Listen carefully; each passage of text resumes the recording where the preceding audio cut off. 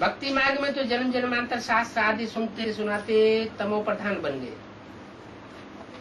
सुनने वाले सुनते रहे, सुनाने वाले सुनाते रहे, और रिजल्ट क्या आया? तामसी बनते गए और ये अंधश्रद्धालु बनते चले गए। अभी हमको कोई मनुष्य से कुछ भी नहीं सुनना है। क्या? क्यों? अब क्यों नहीं सुनना है? पहले क्यों सुना? 2500 वर्ष की हिस्ट्री में तो सुनते चले आए, मनुष्य गुरुओं से ही सुनते चले आए। अब क्यों नहीं सुनना है?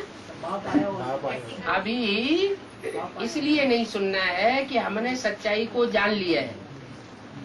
अभी तक हम अंधश्रद्धा से समझते रहे थे कि हो सकता है शास्त्रों के पढ़ने से, शास्त्रों के सुनने से, सुनाने से सदगति होती है, और समझते थे कि लाखों वर्ष की सृष्टि होती है, और समझते थे कि अनेक योनियों में मनुष्य आत्मा जन्म लेती है, फिर कहीं जाकर के एक मनुष्य का जन्म मिलता है, उसमें भी अगर मुक्ति हुई हुई न हुई तो फिर 84 का चक्र लगाना पड़ता है।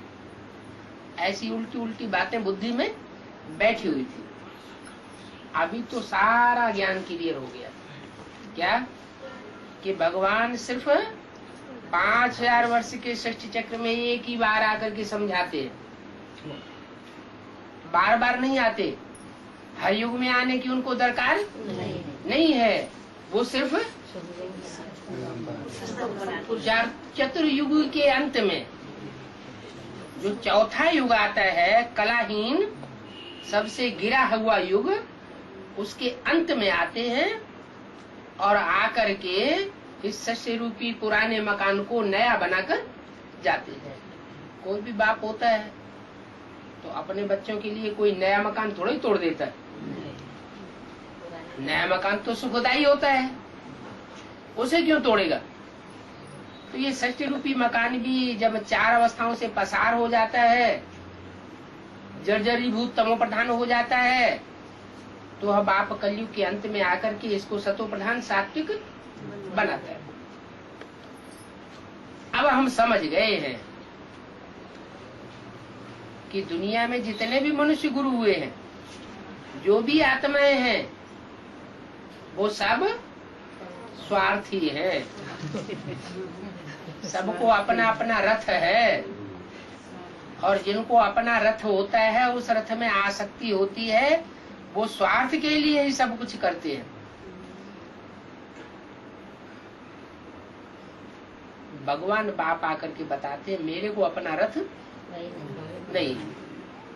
जब मेरे को अपना रथ ही नहीं है तो मेरे अंदर स्वार्थ भी नहीं। वो तो सदैव परमार्थी है, सदा शिव है। शिव मना सदा ही कल्याणकारी है। वो जो कुछ बोलता है वो कल्याणकारी, जो देखता है कल्याणकारी, जो सोचता है कल्याणकारी, वाइब्रेशन छोड़ता है कल्याणकारी, कर्मेंद्रियों से, कोई भी कर्मेंद्रियों से कर्म करता है कल्याणकारी। तो वो तो हर हालत में सदा ही कल्याणकारी है। और मनुष्य जो कुछ भी करते हैं देह भान में आकर के, वो सब अकल्याण ही हो जाता है। अब हमको स्पिरिचुअल रूहानी बाप से सुनना है। क्या हमने पक्का कर दिया है? क्या पक्का कर दिया है? कि हमें स्पिरिचुअल रूहानी बाप से ही सुनना है। उसके लिए ये गारंटी है कि उसके मुख से डायरेक्ट कोई एक महावाक्य भी सुनेगा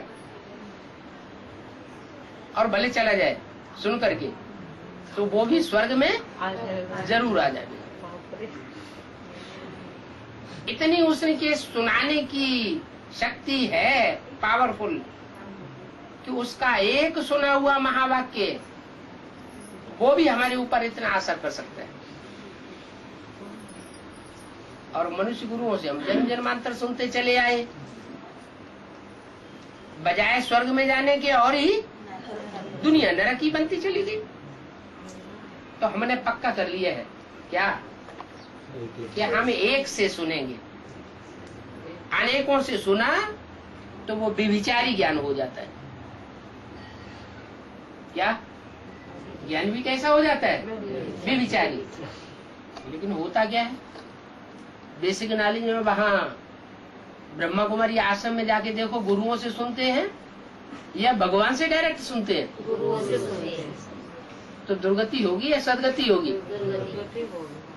सदगति होगी तो दुर्गति ही होगी। बुद्धि खराब होती जा रही है। गीत गाते हैं, हम हैं आत्मा, तुम हो आत्मा, आपस में भाई भाई। फिर प्रैक्टिकल एक्ट में देखा जाता है कि भाई भाई नहीं दिखाई देते, कहते कुछ और है और करते कुछ और है। तो हमने पक्का कर लिया है कि हम एक ही रूहानी बाप से सुनेंगे और कोई भी जिस्मानी गुरु से नहीं सुनेंगे। सुनने वाले हैं रूहानी बच्चे। क्या रूहानी बाप से सुनने वाले कौन होंगे? जो रूह की स्टेज में टिके हुए होंगे। क्या